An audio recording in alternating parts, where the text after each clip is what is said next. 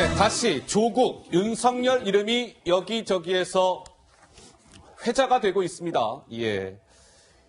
야, 벌써 이제 이렇게 됐습니다. 4.15 총선이, 이제 12일밖에 남지 않았네요. 정말 얼마 안 남았습니다. 예.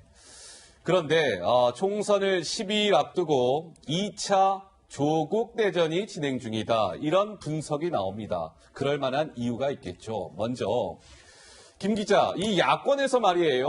여기저기서 뭐 요 며칠 사이에 조국 거론되고 있죠.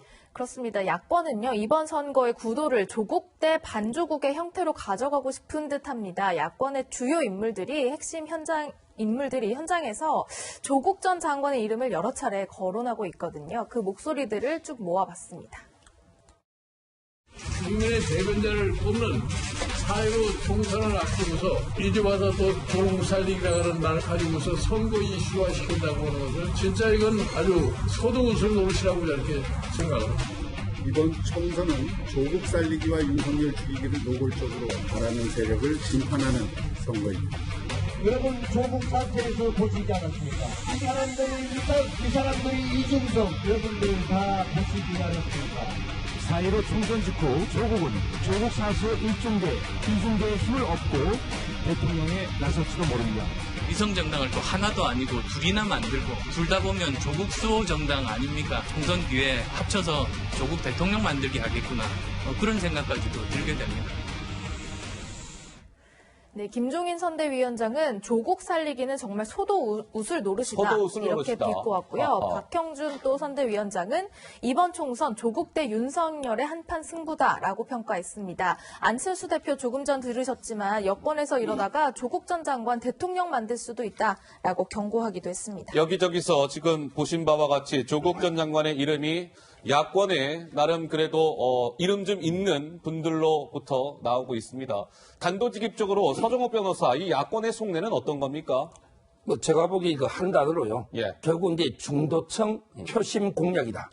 중도층 표심 공략이다. 저는 이제 그렇게 봅니다. Why? 왜냐하면 이게 예. 선거에서는 세 가지가 필요합니다. 예. 그중에 구도, 프레임 전쟁이 제일 중요하고요. 그다음에 인물 정책이 있잖아요. 예. 근데 야권의 여러 프레임 중에서 예. 야권의 가장 유리한 프레임은 조국 대 윤석열 프레임이다. 저는 그래 봅니다. 예, 예. 왜냐하면 이게 조국에 대해서는 진보 일부의 그 열렬한 팬덤층도 있지만 대다수의 중도층이잖아요. 예. 상식적인 이런 분들에게 조국에 대해서 비판적인 여론이 상당히 많고 예. 그다음에 윤석열 총장에 대해서는 과거에 대선 후보 지지율에도 상당히 중도층에서 논 적이 있지 않습니까? 그런 바 있었죠. 그래서 저는 예. 결국 이제 이거 진보든 보수든 열렬 지지층 빼고 중도층에서는 상당히 윤석열에 대한 지지율이 좀 높고 예. 조국에 대한 비판적 여론이 많기 때문에 야권에서 이런 프레임으로 간다 이래 봅니다. 우리 하 국장의 분석은 어떠할지 궁금합니다. 이게 이제 사실은 야권에 이제 유리한 프레임이다 이렇게 얘기하는데 사실 이거를 처음 시작한 거는 이제 여권에서 시작을 한 거예요. 그때 보면은 이제 열린민주당의 비례대표인 최강욱 비서관이랑 잠시 후에 저희가 이제 그 얘기 쭉 이제 풀어갈 예. 거고요. 또 예. 황희석 전 법무부 인권국장이 이제 조국 살리기, 윤석열 검찰총장 때리기를 하면서 시작이 된 건데 예. 사실 이번 선거가 이게 과연 조국 살리기냐 아니면 뭐 윤석열 지키기냐 이런 식으로 가는 게 맞느냐 저는 이거 참 맞지 않는다고 봅니다. 예. 적어도 이게 문재인 대통령의 정권이 출범하고 지금 중간 정도 됐잖아. 한 예. 3년 돼가니까 그러면 문재인 정권의 정책에 대한 핵심 정책에 대한 중간평가 성격에 대한 거지. 적어도 예를 들면은 먼저 분배를 우선으로 하는 그런 정책 예. 그리고 또 이제 북핵 해법 이런 것들에 대해서 국민이 어떻게 평가하고 하는가 이런 것들이 핵심이 돼야지.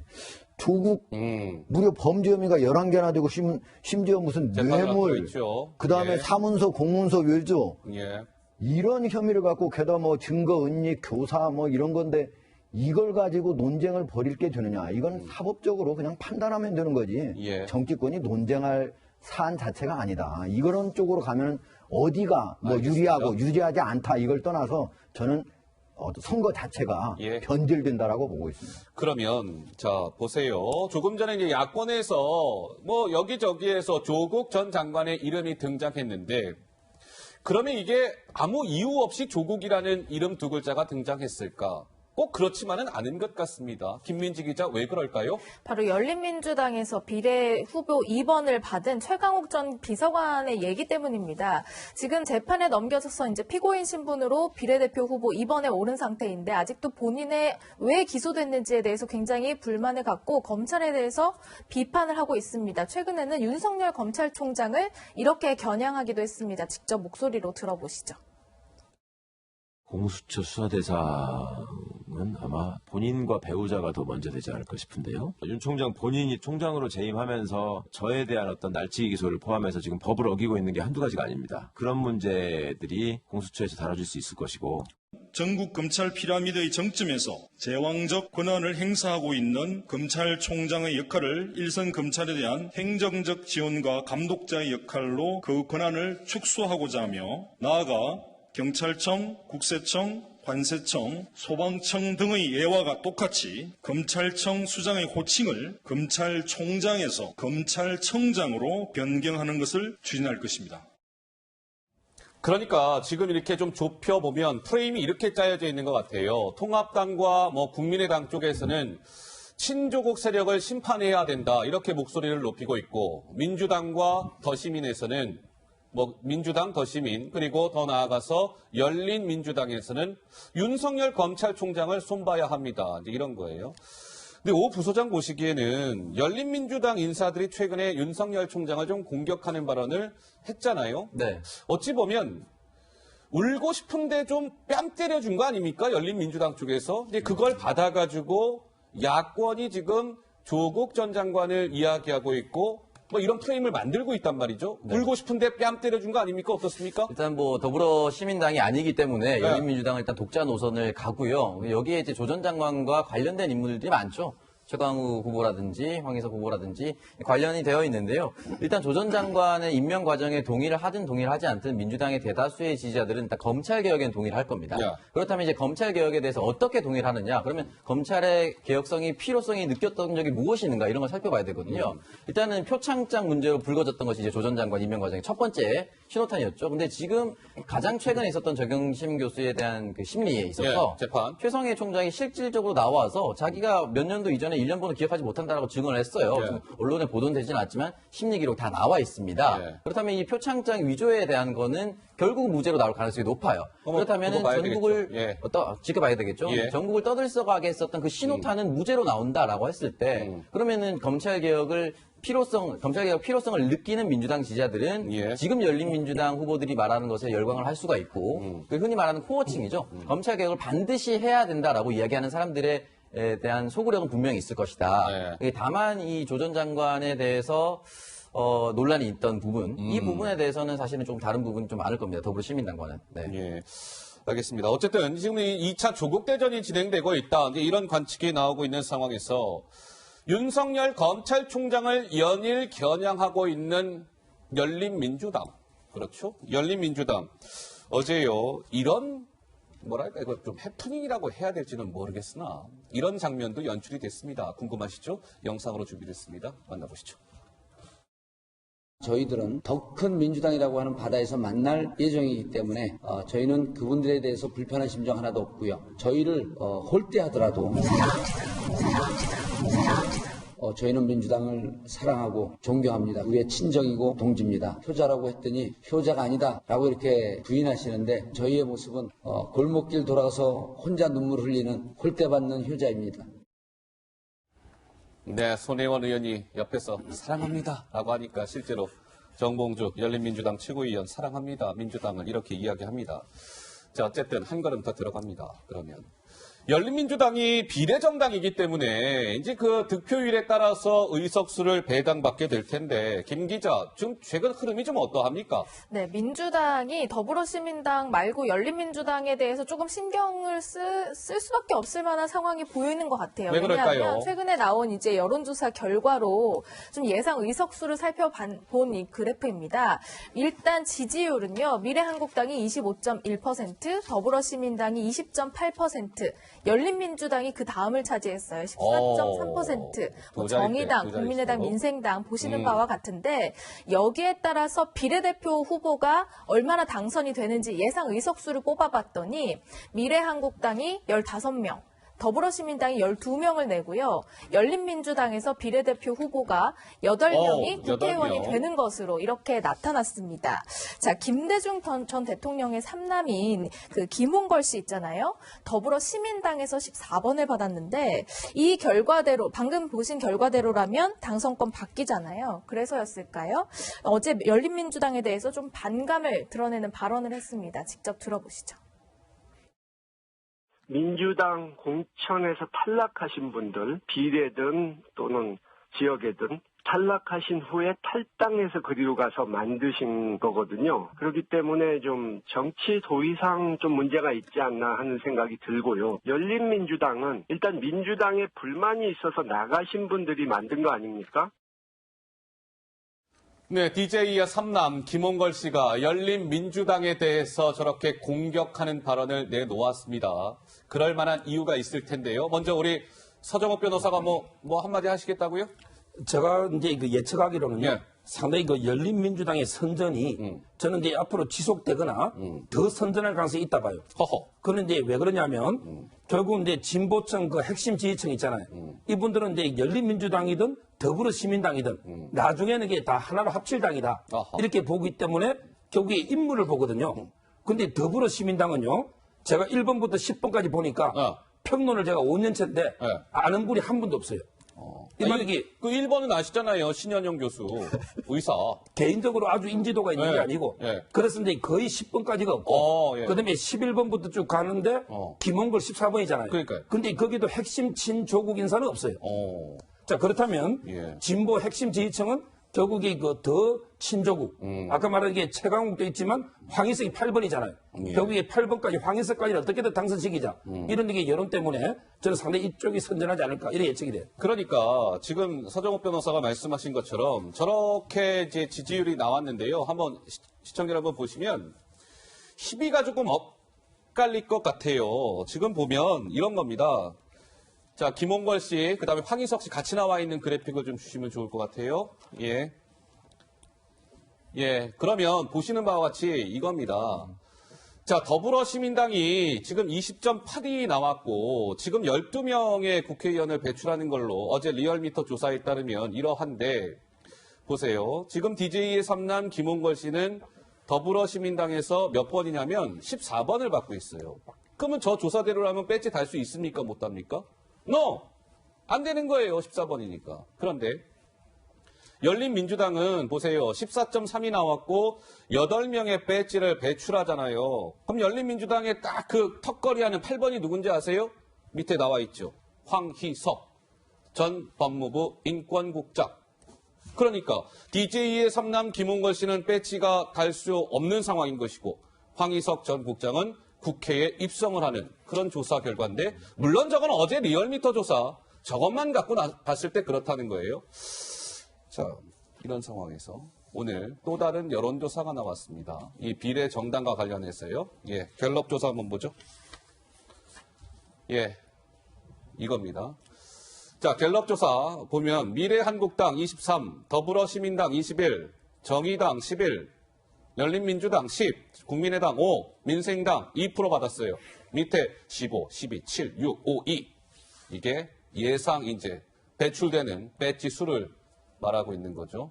어쨌든 지금 더불어시민당은 여전히 아까 그 리얼미터도 12명이었는데 똑같이 12명이고 열린민주당은 조금 이 갤럽 조사에는 빠졌죠. 아까는 8명 배출이었는데 이번 갤럽 조사는 6명의 국회의원을 배출할 수 있는 그런 조사가 나왔습니다. 우리 학장 보시기에는 어때요? 진짜 이 DJ의 삼남 김홍걸 씨는 지금의 이 흐름대로라면 지금 국회의원 못 되는 거 아닙니까? 당연하죠. 지금 현재 이제 14번이기 때문에 적어도 20% 이상은 이제 돼야 이제 당선 가능성이 있는 건데 실제로 이렇게 지금 더불어민주당의 이제 연대한 이 당하고 지금 현재 열린 그 민주당하고는 지금 청와대에서 대부분 열린민주당에 있는 사람들이 청와대에 있다가 나오거나 아니면 문재인 대통령의 적극 지지층이거나 아니면 조국 수호를 외쳤던 사람들 아니겠습니까? 그런데 민주당하고 달리 청와대에서는 이에 대해서 어떤 얘기도 하고 있지 않아요. 그 얘기는 무슨 얘기겠습니까?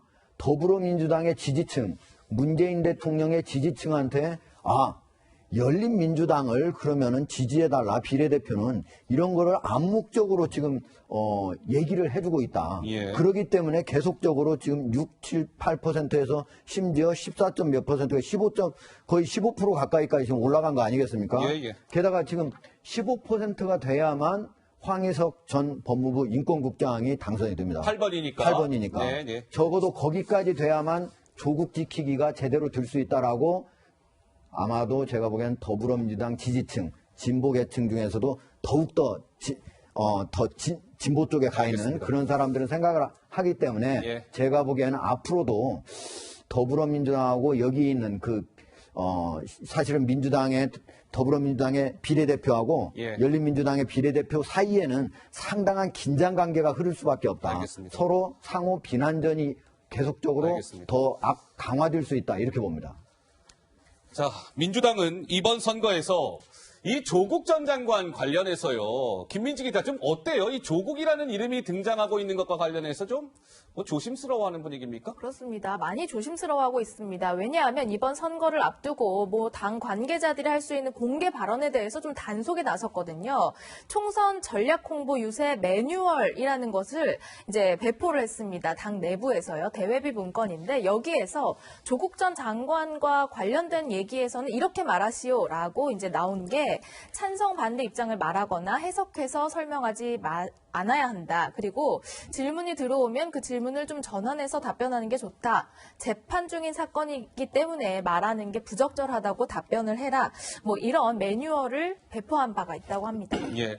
민주당 내부에서는 이런 얘기가 나온다고 합니다. 예, 보시죠. 민주당 관계자는 조국 일가에 문제가 부각이 되면 중도층 표심이 이 심판론으로 흐를 수 있다. 그러니까 이 부각되는 것을 좀 경계하고 있는 거죠.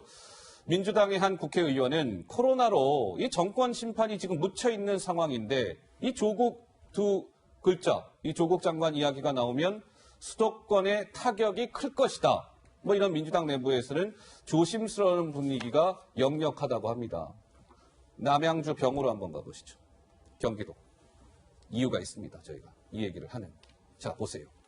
김용민, 지금 더불어민주당 후보와 주광덕 미래통합당 후보, 그다음에 장형진 정의당 후보가 있는데 이 김용민 후보는 조국 전 장관과 아주 가까운 최측근 인사로 알려진 인물. 그리고 오른쪽 주광덕 통합당 의원은 조국 저격수로 일컬어지는 후보입니다. 이 두 사람이 지금 막 붙어 있는 남양주 병.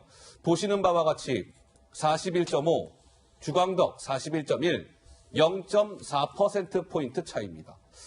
야, 이 지역은 어찌 될지 잘 모르겠는데 오창석 부소장 보시기에는 지금 0.4면은 진짜 이건 한 줌도 안 되는 표 차이라고 봐야 될 것 같은데요. 지금 현재 상황에서는. 사실은 이제 어느 선거나 집권 여당 후보나 집권 여당의 정당 지지율이 높게 나오는 경우가 있습니다. 그렇기 때문에 사실 저는 솔직히 말해서 지금 김용민 후보가 지고 있다고 보는 게 맞다고 생각하거든요. 그렇습니까? 네, 저는 그렇게 보거든요. 오차 범위 내면은 집권 여당 후보가 저는 지고 있다고 보는 것이 맞고 그렇기 때문에 안심하지 않고 선거에 준비해야 될 때 다만 저 지역구는 조 전 장관의 청문회 하는 자리가 아닙니다. 그렇기 때문에 외부에서 조국 장관을 수호했던 사람, 조국 장관을 저격했던 사람이라고 얘기하더라도 두 후보는 일단 지역에서 지역구 주민들을 잡을 수 있는 이야기를 해야 될 겁니다. 예. 주광덕 후보가 물론 조국 장관에 대한 저격수로 활동한 건 사실입니다만 지역구 가서도 선거를 그렇게 하진 않을 거거든요. 왜냐하면 이 지역구에 무엇을 해줄 수 있고 지역의 민원을 무엇을 해결해 줄 수 있느냐를 물어보는 것이 지역구 선거이기 때문에 공중전에서는 그렇게 보일 수도 있지 모르겠지만 일단 지역에서는 지역 선거와 지역 공약을 얘기해야 될 것이고 사실은 주광덕 후보 같은 경우는 현역입니다. 현역이기 때문에 오히려 지금 4년간 무언가를 해냈다. 그런 것들이 결과가 나와 있을 겁니다. 그래서 주광덕 후보에게 솔직히 말해서 지금 근소하게 유리한 상황이다. 이렇게 볼 수밖에 없습니다. 알겠습니다. 남양주 병 관심을 모으는 지역입니다. 조국 전 장관의 최측근 인사와 조국 저격수가 딱 맞붙는 지역이기 때문이죠. 지켜보도록 하고요.